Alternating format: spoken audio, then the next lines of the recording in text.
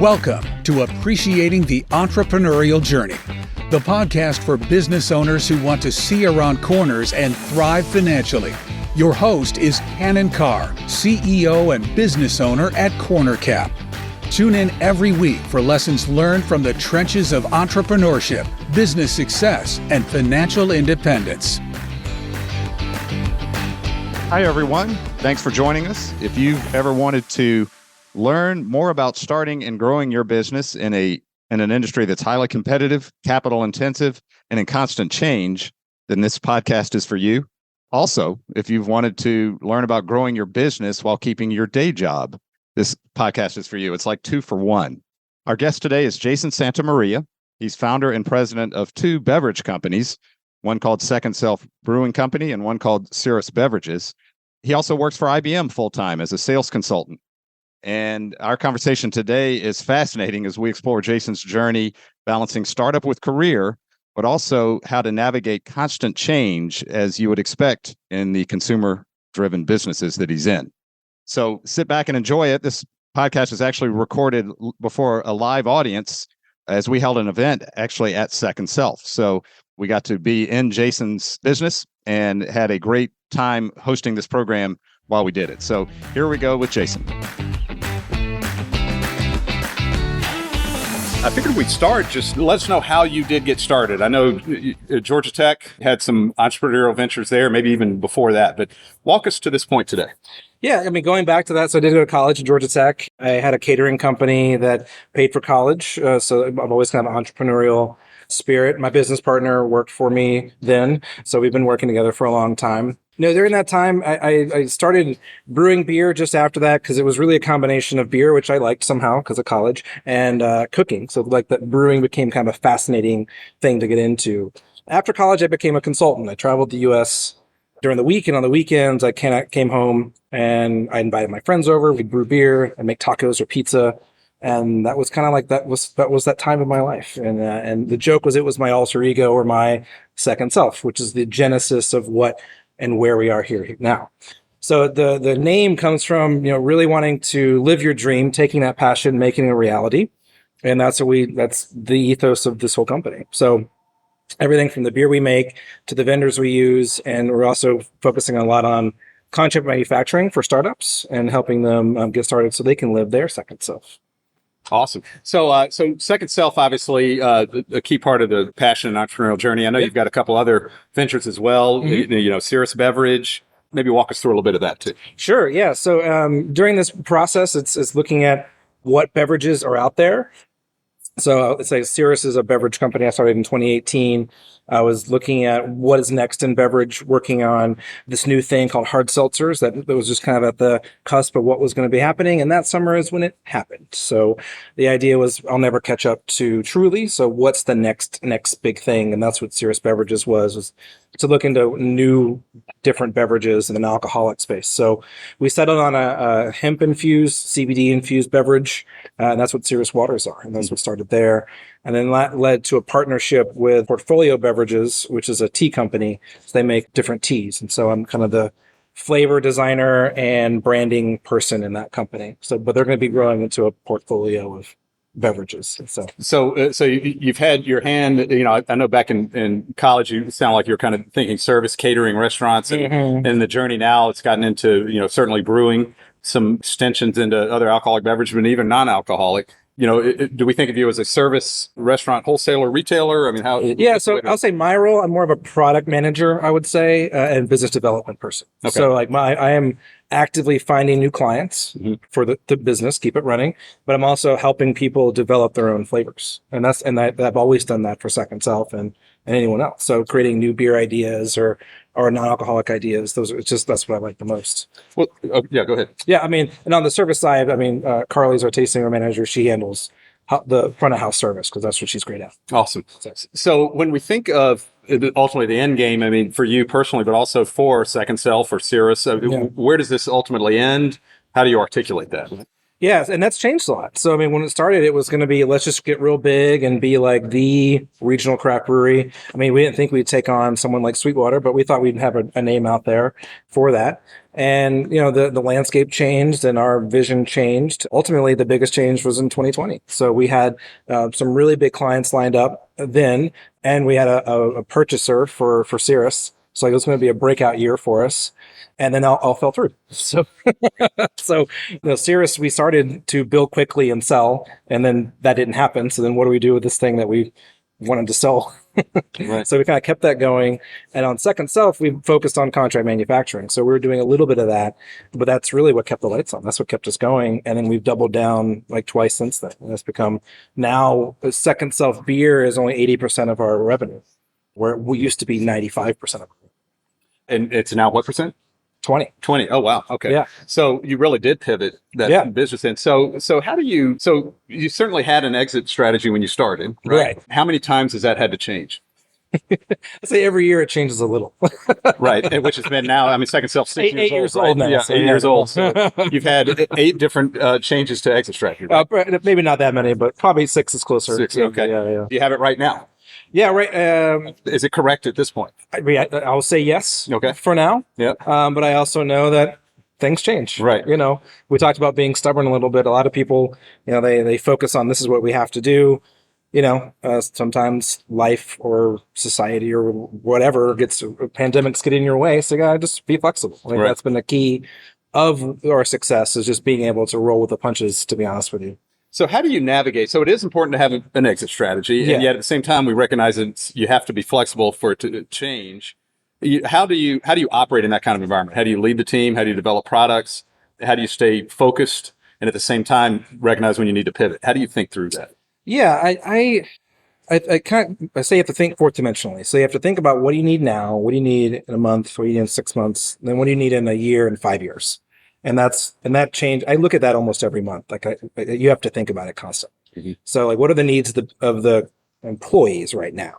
What are the needs of the business in the next month to 6 months? Because making beer takes 1 month, like from start to end. So that you literally have to schedule that. That it determines your revenue, your profit, everything going forward. And then you look at 6 months to a year, talking about planning what beers are going to be released, how much you're going to make, what ingredients you have to buy.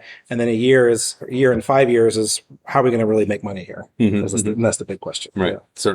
Certainly. So just keeping that active process going helps you certainly navigate. It's Chris and I are the 2 founders here. We do have an advisory board that we set up. So these are investors. We have an outside person as well that we meet with monthly, if not more frequently, just to keep making sure that we're staying on track and that investors are happy or at least, agree with what we're doing. Sure. Yeah.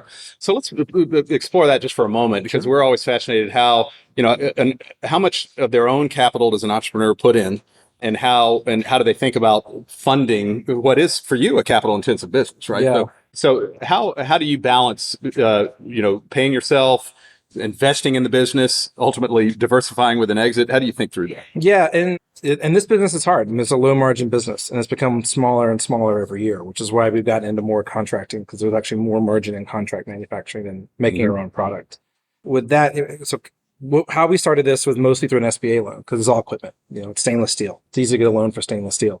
And we had some investors early on just for some working capital. When we did expansion in 2016, we took the half of this building that you're sitting in, and we built this room. So that was another loan, but mostly equity for that, because we're not going to pay for the loan will pay for a room. So, and then we've had some injections since then from investors. I put money in as well.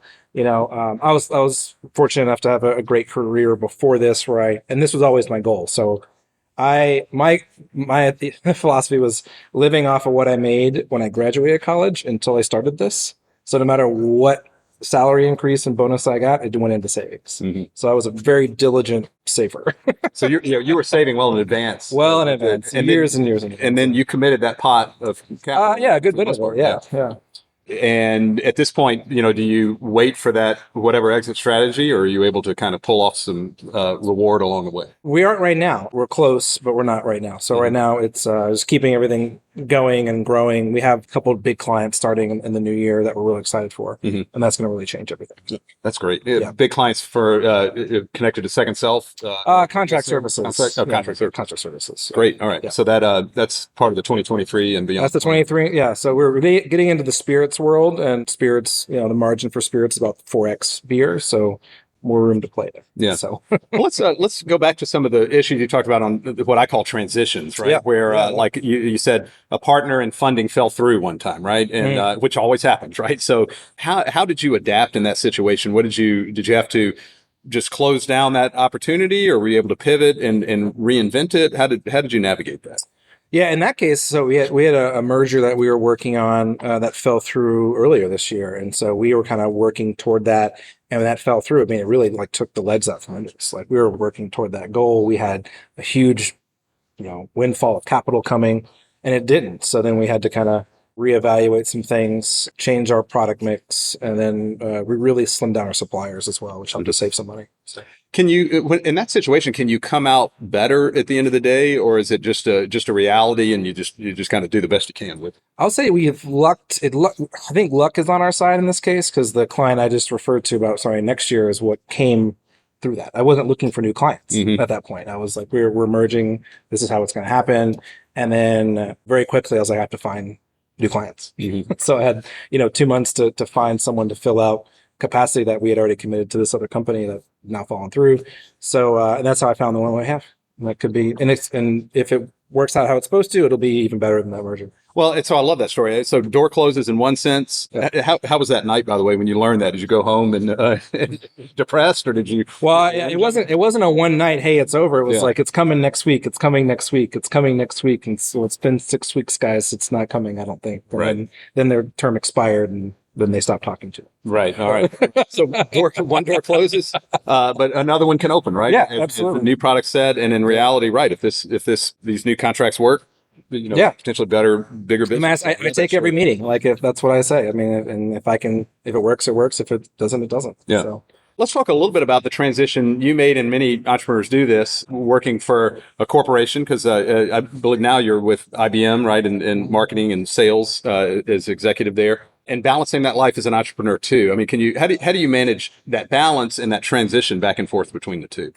Yeah, I've always been someone who's worked probably 2 jobs. I'm just someone who does that, and I'm very good in keeping focused. I have 2 different laptops, 2 different notebooks. I just have my different modes I go in. It's something that I know I can do. I know a lot of people can't, but I think being able to keep the big picture in mind and focus at the same time is very hard, but it's very important for small business owners, because there's a million problems happening at once, but you can only solve one at a time typically. So you have to be able to laser focus when needed. Certainly. Yeah. So, at this point, are you full-time IBM, full-time Second Self, or? Currently I'm actually full-time IBM. Yeah. Okay. Yeah. Even though you made some time for me today at lunch. So. Yeah. But no, I'm still the chairman of the board. I'm still the largest shareholder. I'm still kind of the face of the company. Sure. Yeah. Does that, well, and last question there. So does that mean Friday night, Saturday nights working there, or is it truly, you can get the right balance and even have a personal life? Oh, no, I have a good balance. Yeah. That's why. Okay. Awesome. Yeah. You'd mentioned also just on the pandemic side, still thinking through lessons from the pandemic. I mean, was there something where you came out better because of that? The contract manufacturing side. I mean, it was something that we had kind of dabbled in, and something that we, just did because we could, and then it became the priority. Right. Because it's a lot of people wanted to start companies, because everyone was shopping remotely. So people were looking to start businesses that they could ship products to people's homes. Can't ship alcohol to people's homes in Georgia. So not from a manufacturer at least, but you can non-alcoholic beverages. So we got a lot of non-alcoholic beverages started that year. Yeah, that's great. Yeah. Many lessons from the pandemic where people felt like they were staring down the barrel of something that wasn't going to work, and with hard work and ingenuity, they pivoted and came out better. Let's talk a little bit about the concept of being stubborn, because an entrepreneur has to have belief. They have to have passion. They have to be able to, sometimes that's all they have to get them through some of those challenges. We all, you and I as business owners all have to have those moments. But at the same time, you've shown the ability to adapt. So where is stubbornness important, and when is being flexible important, and how do you recognize that? Yeah, I think stubbornness is important when you have your values or your mission statement. I mean, you need to stick to that. So that's what should drive the rest of your company, why you're doing this. But how you're doing it, that could be flexible, in my opinion. You know, there are a lot of, so when we pivoted to contract manufacturing, we got a lot of other breweries are like, why are you doing that? Because they wouldn't. And, then a year into the pandemic, a lot of them started doing it and came to me like, hey, how'd you do that? Like, tides have turned. Right. Well, I love that idea. So in other words, the end goal, the mission, the purpose, be pretty stubborn on that, right? Yeah. I'm sure even that changes, that has to It does. And I'll admit that I've when I've lost focus of it, that's when I've seen problems happen. And then, I need to, it's sometimes you have to recenter yourself and recenter the business. So, last year we actually hired a marketing company to kind of, let's go through demographics of who's showing up. Let's talk about who we really are. And we renovated the space last year because of that, and kind of refocused what we are. So great, but I love that concept. So the what and the end game, the purpose, the mission, some stubbornness there, but on the how, showing needed to do a lot of flexibility there. And yeah, at least for us, that's been the key to our. It's true with us, and every entrepreneur I talk to, there you go. Rarely does somebody have the plan that just somehow miraculously stays in place. Yeah. Unless they have a dumpster truck full of money, it rarely happens. Right, right. If you did have that dumpster truck, what else would you do, or would you just work faster on what you have? Yeah, if I did, there's some things I would definitely do differently. Where we've been underfunded in general from the marketing and sales side of things. That's something that I would just really, really triple down on if I had that. I think get us to where I wanted us to really be initially after my 6 month vacation, like living in Italy or something like that. Yeah, because I have a dumpster truck full of cash. Well, first of all, I'll Scrooge McDuck into it because that's kind of cool. Right, and then I'll go. And you go there. So, and just on that concept of being underfunded, I mean, there are things we would like to do, and ultimately want additional capital. And most entrepreneurs like us will fund it themselves, right, or just defer pulling money out and keeping it there. And do you find yourself in that situation when you're confronted with being underfunded? All the time. Like I have not really taken any money out of the business. I've put more in than I've taken out, for sure. Right. Which is often usually the case. As you think about the day ultimately to start creating what I call diversified liquidity, how would you see doing that, or is that hard to articulate? Because we find many entrepreneurs actually don't think about that fully. Yeah, I'm thinking about it more now that I see like the light at the end of the tunnel with next year. I see next year's going to be a really big year for us. And so we're making that kind of plan now and being able to balance that and reinvestment versus we need to start paying us back, our investors back. Yeah. Because we've all put money in for 8 years and and none of us have made our money back. So, yeah. No, well, good luck on that. We'll definitely do what we can to help you on that for 2023. Maybe the last question for you is just, as you think back through your journey so far, I mean, you've seen so much and it's been a very compressed time frame, 8 to 10 years there. Because when did you graduate from Georgia Tech? Was that 2006? 2006. All right. So what advice would you give to entrepreneurs in terms of either stubbornness or in terms of having that corporate job and ultimately migrating to an entrepreneurial opportunity? If there are 2 or 3 areas to think through, what advice would you share? Yeah, I mean, I think going back to earlier, the stubbornness on your mission. So really focus on your mission. Why are you doing this? And why is what you're doing different? And why is what you're doing different enough to make you successful?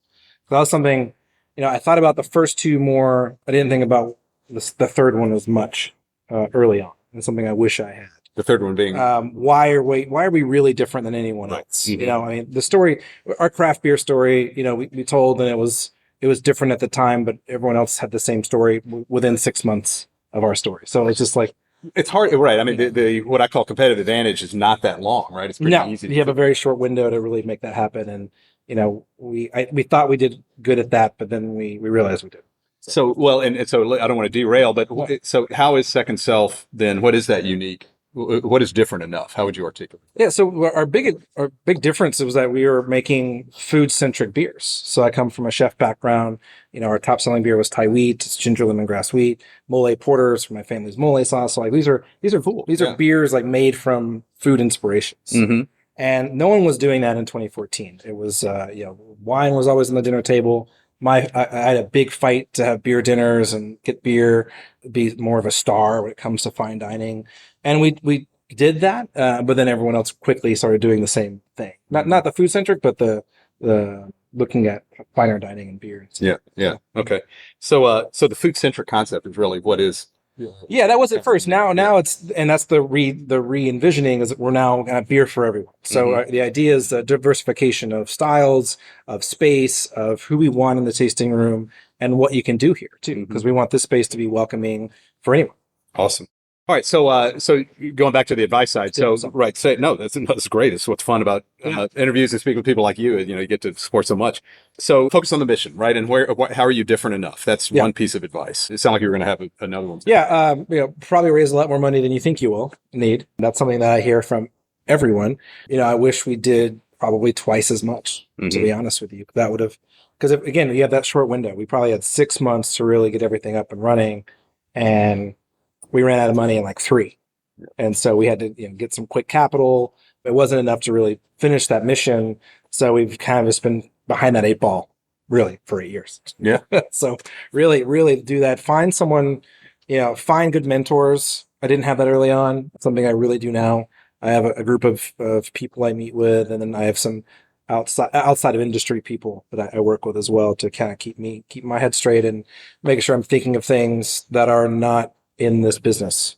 Because it's easy to get stuck in the world of beer and beverage, but having someone with a financial background asking me these questions is good, because it's sometimes I didn't think of it. You're like, no, we find that all the time. Personal liquidity, I didn't think about that. Yeah, right. So no, it's a great point. So and sometimes saying no is important. Is there any time? Can you think of an instance where you were proud you said no to something, or is there something you wish you had said no to? Something?